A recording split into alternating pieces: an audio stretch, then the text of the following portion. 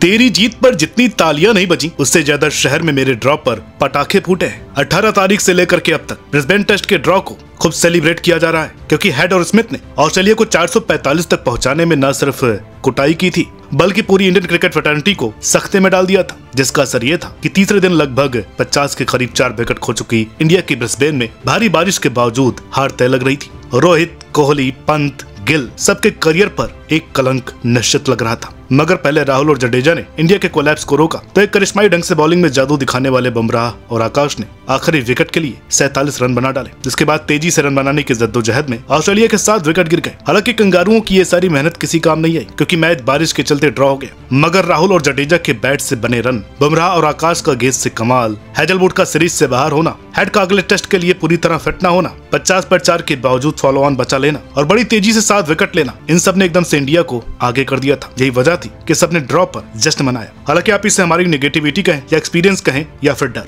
मगर हम इस ड्रॉ से संतुष्ट नहीं है, क्योंकि इस ड्रॉ से बीजीटी 2024 में महसूस हो रही कमियों पर पर्दा पड़ जाएगा। क्योंकि मीडिया और ड्रेसिंग रूम में वीकनेस डिस्कस होती है, इसलिए हमने सोचा कि ना तो मैच का फर्जी रिव्यू करें और ना ही प्लेयर्स की तारीफों का झूठा पुल बांधें। बीजीटी 2024-25 के मेक एंड ब्रेक मूवमेंट पर सीरियस कमेंट करें और उन 4 कमजोर पहलुओं पर नजर डालें जो कि मेलबर्न और सिडनी में बेहतर नहीं हुए तो हार के साथ जिल्लत की भी वजह बन सकते हैं। जी हाँ, पहले बात करते हैं गिल के गिरते स्टैंडर्ड की। आज से कुछ महीने पहले जब हमने मीडिया के यंगस्टर्स को सर पर चढ़ाने वाली वीडियो की थी तो फैन समेत मीडिया हाउसेस तक सबने हमें आड़े हाथों लिया था। मगर जो बीते कुछ सालों से गिल का हाल टेस्ट में है वो हमारी इस बात को सही साबित करता है। कहानी यही है, मीडिया अपने फायदे के लिए सिंपल नैरेटिव बड़ा करके यंगस्टर्स का दिमाग चढ़ा देती है। गिल ने T20 में तहलका मचाया और वनडे में तोड़फोड़ की, लेकिन टेस्ट में क्या किया? कुछ नहीं। इंडिया जैसे देश में होने के बावजूद अब तक 31 टेस्ट की 57 पारी खेल चुके गिल ने सिर्फ 35 के एवरेज से 1860 रन ही बनाए। इस दौरान गिल ने 750 और 500 ही बनाए, जबकि उनका हाईएस्ट स्कोर 128 के ऊपर भी नहीं है। वैसे आंकड़े इतने बुरे नहीं है, पर टीम अगर पाकिस्तान, बांग्लादेश या जिम्बाब्वे हो, मगर इंडिया से तीसरे नंबर पर बैटिंग करने वाले बैटर, कोहली के उत्तराधिकारी कहे जाने वाले प्लेयर और इंडिया के अपकमिंग फ्यूचर स्टार के लिहाज से ये स्टैट्स बेहद खराब है। जबकि अगर इन स्टैट्स को आउटसाइड एशिया यानी कि सेना कंट्रीज के लेंस से देखें तो गिल का हाल और भी ज्यादा खराब नजर आता है। लास्ट 14 पारियों में सिर्फ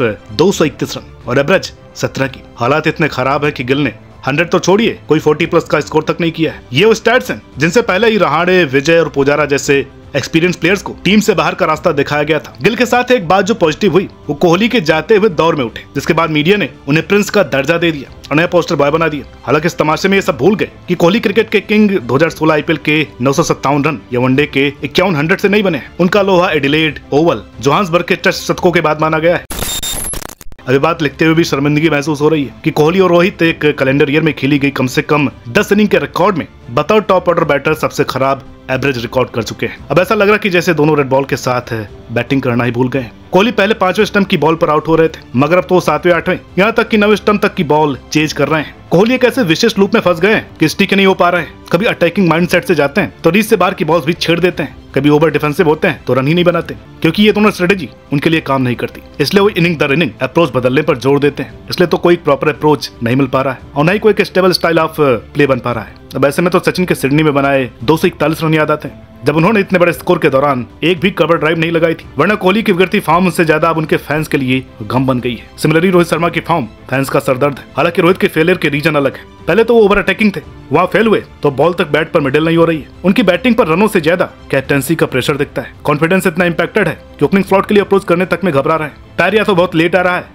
या फिर बहुत जल्दी, इसलिए एक अच्छी बॉल अनप्लेबल बन जाती और रोहित कुछ नहीं कर पाते। इसके अलावा सबसे दुख देने वाली कमी लग रही है उनका गिरता हैंड आई कोऑर्डिनेशन। ये बात एक्सेप्ट करनी ही होगी कि रोहित के हाथ अब वैसे नहीं चल रहे हैं जैसे पहले चलते थे। हमने सहवाग के साथ देखा था, गेल के साथ देखा था, यहाँ तक कि लास्ट में हर्षल गिब्स की भी कमी जग जाहिर थी। दोस्तों, इसमें कोई दो राय नहीं कि रोहित और कोहली सिर्फ अपने वक्त नहीं बल्कि क्रिकेट हिस्ट्री के बेस्ट प्लेयर्स हैं। मगर वक्त आ गया है कि कोई आगे आए और उन्हें कम से कम टेस्ट को भूल कर आगे बढ़ने के लिए कहे, क्योंकि इन दोनों की खराब परफॉर्मेंस सिर्फ इनके महान करियर नहीं बल्कि फ्यूचर स्टार्स की मेंटालिटी भी इफेक्ट कर रही है। स्कूल टाइम पर हमने देखा था कि रन नहीं बनाने पर सहवाग, गंभीर और युवराज सिंह के बैटर्स तो विकेट नहीं आने पर जहीर, हरभजन और नेहरा जैसे बॉलर्स भी टीम से बाहर थे। मगर आज के बच्चे ये देख रहे हैं कि करंट परफॉर्मेंस अच्छी हो या बुरी, आंकड़े तगड़े हो तो कोई छू भी नहीं सकता है। ओवरलोडेड बुमराह। जी हाँ, ये स्टेटमेंट हम ब्रिस्बेन टेस्ट में फॉलो ऑन बचाने वाले बुमराह के लिए नहीं बोल रहे हैं, बल्कि उस बुमराह के लिए बोल रहे हैं जिसने अभी तक हुए 3 टेस्ट मैचों में ऑस्ट्रेलिया के कुल 47 विकेटों में से 21 विकेट लिए हैं, जबकि ऑस्ट्रेलिया की तरफ से स्टार्को कमिंस ने इंडिया के गिरे 46 विकेटों में से 14 विकेट बांटे हैं।